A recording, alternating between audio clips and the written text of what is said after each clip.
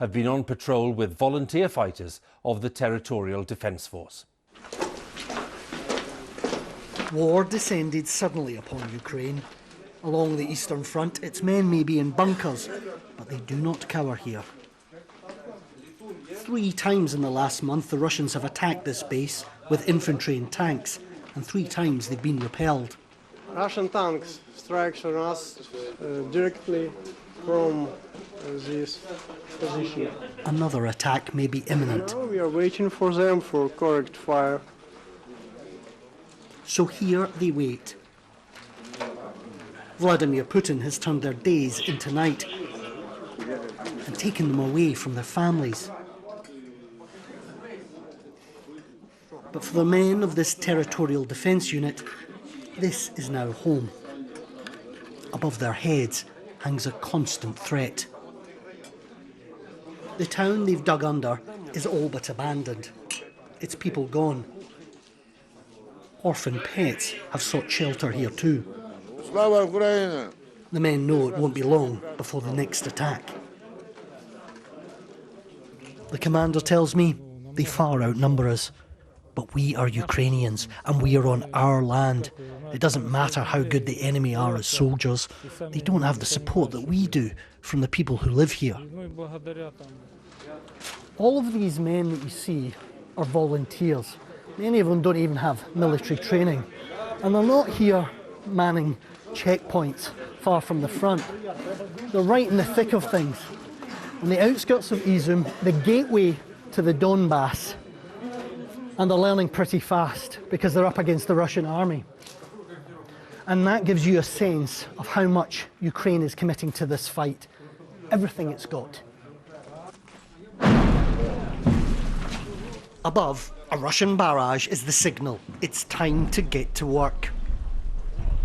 Outside these walls, everything is in the line of fire.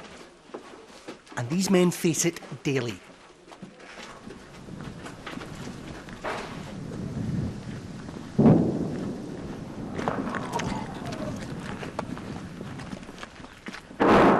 They need little reminder that to the north, the majority of Russia's forces are headquartered.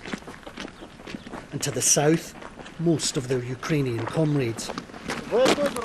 Their patrols and defence along this front line keep these 2 mighty forces apart.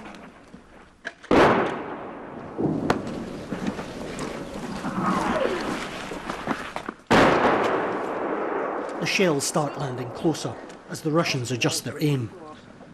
We're heading back? No.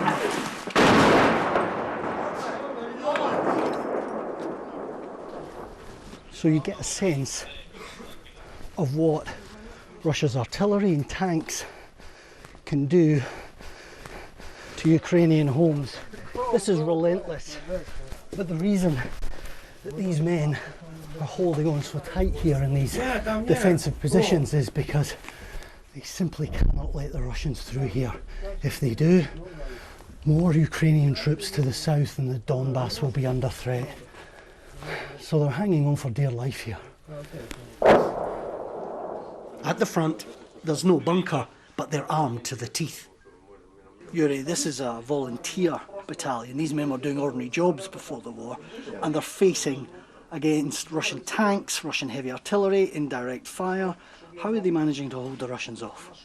Our men, they go in combat, they fight every day by this fire.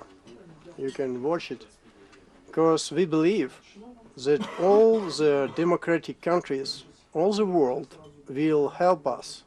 And when we will give modern weapon, these brave men, they can destroy completely Russian army.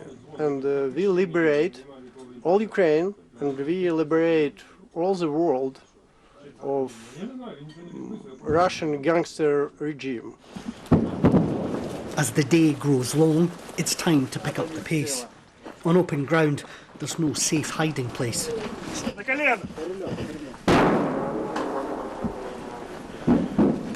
Pinned down, their route back is cut off by artillery fire.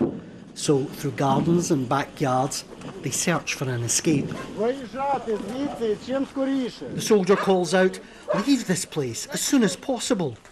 And it's here we find Natasha, stubbornly hanging on. "Do you need help leaving?" Yuri asks her. I don't have anyone here. But she's defiant. This war wasn't her choice.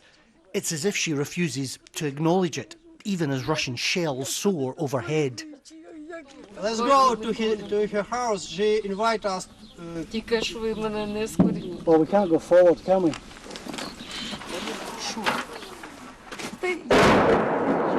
Very close to us.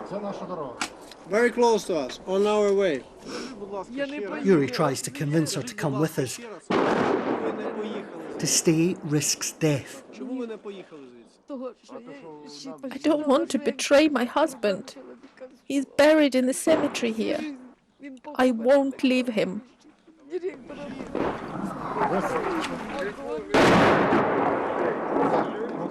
We try one last time. Natasha, why don't you leave here? Because it's my home and I have nowhere to go. She lives alone. Yuri implores her. "Natasha, go to a nearby town. They will help you there." Why? I got used to it now. He says, "We can help you. Are you ready to be evacuated?"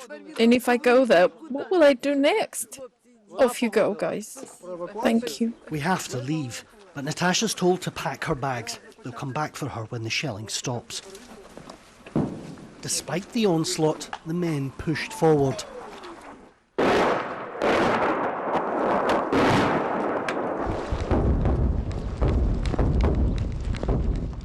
This is what stalemate sounds like on the Eastern Front. And this is what it takes to keep the gateway to the Donbass firmly shut. Quentin Sommerville, BBC News, near Izum, Ukraine.